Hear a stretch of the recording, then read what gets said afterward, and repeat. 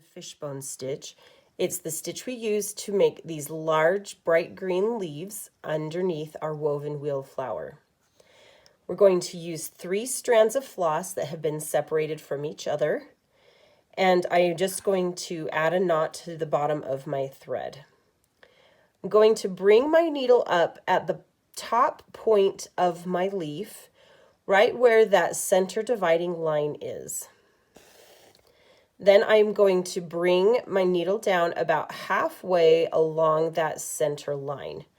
And that is just going to give me my guide for my stitches as I start this process.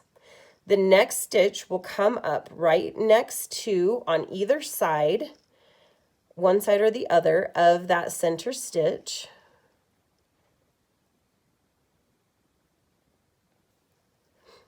You can see my needle coming up right there. And then it is going to come down, crossing over this center stitch. Then my needle is going to come up on the opposite side from where I just started.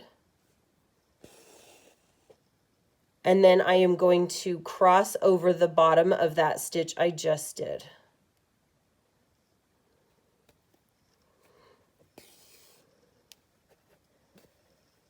Now I am going to alternate back and forth. So coming up next to the first stitch I did to the side of my center,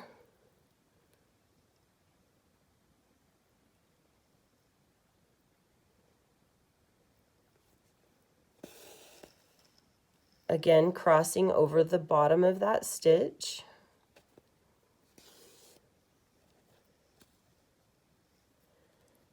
And then the other side.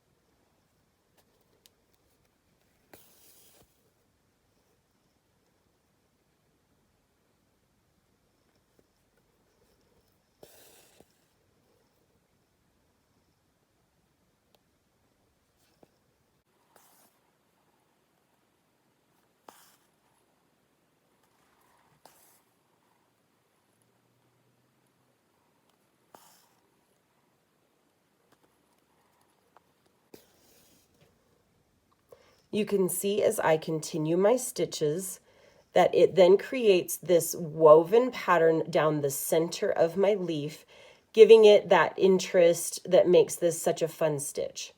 So again, just keep going until you have filled that entire leaf with your fishbone stitch, and then you'll repeat it for the other 2 large leaves.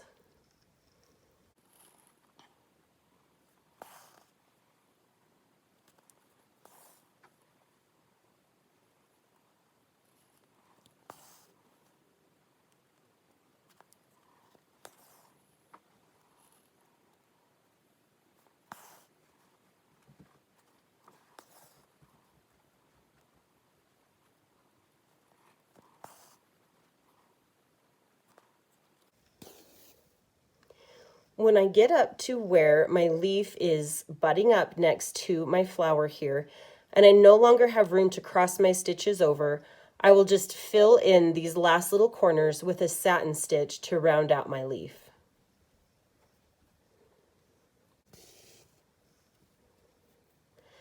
And again, I'm pushing my needle underneath the edge of that woven wheel flower so that my leaf is totally right up next to that flower.